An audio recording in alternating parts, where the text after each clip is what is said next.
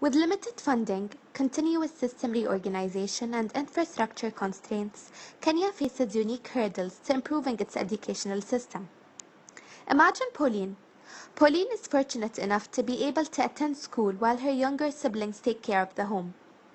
She's registered to take the Kenya Certificate of Primary Education exam this fall. However, for the past several weeks, Pauline hasn't been able to attend school and prepare for the exam due to the Kenyan teachers' strike and power outages. Teachers from the two teachers' union were on strike for over 5 weeks demanding higher wages. Pauline's not only alone in this situation. Over 12 million students in public schools and 1.4 million exam candidates have been forced to stay at home during the strike due to the absence of teachers in classrooms. Kenya has always been suffering from problems of power shortage within the country.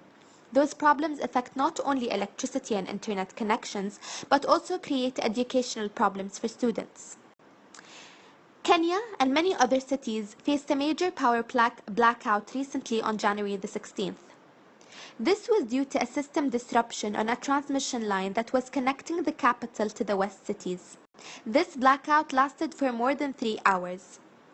Under such circumstances, education becomes problematic for the students in Africa, where they could not continue their studies as they could not use online resources since the internet is not available. Now, the strike and power outage have ended, but students do not want to face and suffer the same thing again. One company, BRCK, designed a kit that would bring digitalized education to Kenya, even with its distinction landscape.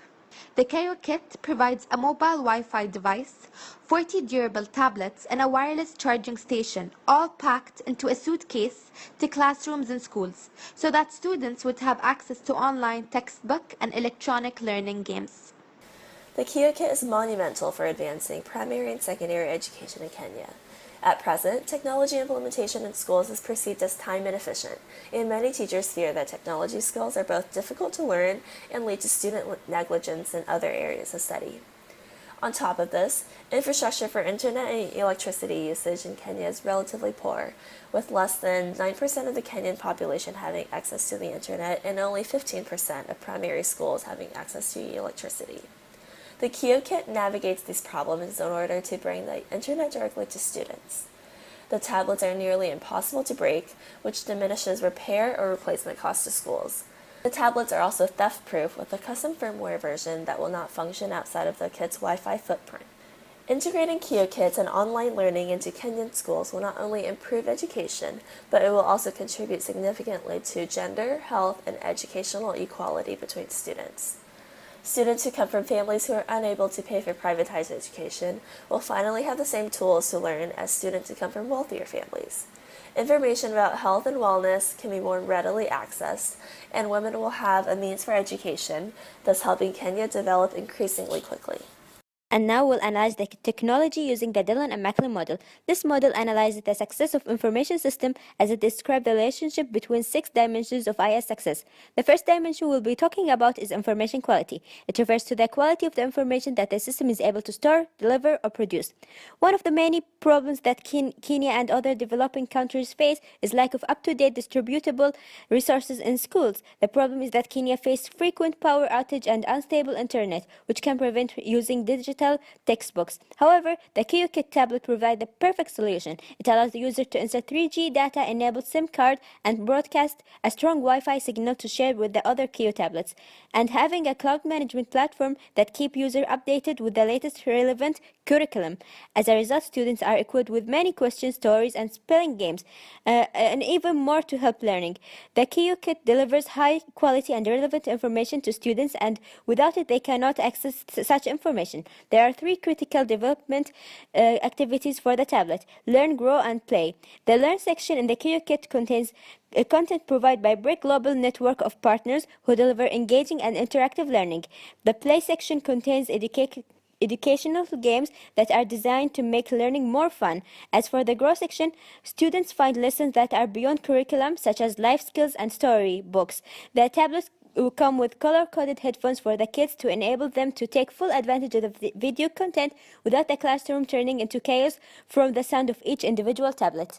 Suitability refers to the extent to which the system is able to deliver benefits by means of mediational relationships. The KioKit is made up of 40 tablets. Both the kit and the tablets have some really interesting features designed to ensure that the study runs uninterrupted and makes it possible for kids to learn, play, and grow whenever they use them. Features of the BRCK tablet include A. Wireless charging, B. Hardened to avoid breakage, C. Long durations of use, D. Water and dust resistance. Moving on to features of the KioKit. First, portability. B. Storage. Third, onboard power. Fourth, security. All of these features combined provide a classroom for students all over Kenya, even students in rural areas with no electricity or Wi-Fi infrastructures, that has the most up-to-date educational games, online textbooks, and learning tools like Wikipedia for schools. Moving on to service quality, which directly impacts usage intentions and user satisfaction with the system. The KioKit is unique in that it was made by software developers in Africa for other users in Africa. One of its most beneficial features is that it provides a classroom for students who may not always have a teacher directly available, and acts as a complementary learning tool for in-person lessons. When the KioKit was initially introduced, many students in Kenya were facing teacher strikes and electricity outages, leaving them without schooling for weeks at a time. Having KioKits available to students provide an immediate backup for learning in unconventional conditions with the most up-to-date learning materials. Moving on to system use and usage intentions, which refers to whether the user has the intention to use the service or actually use it for his benefit.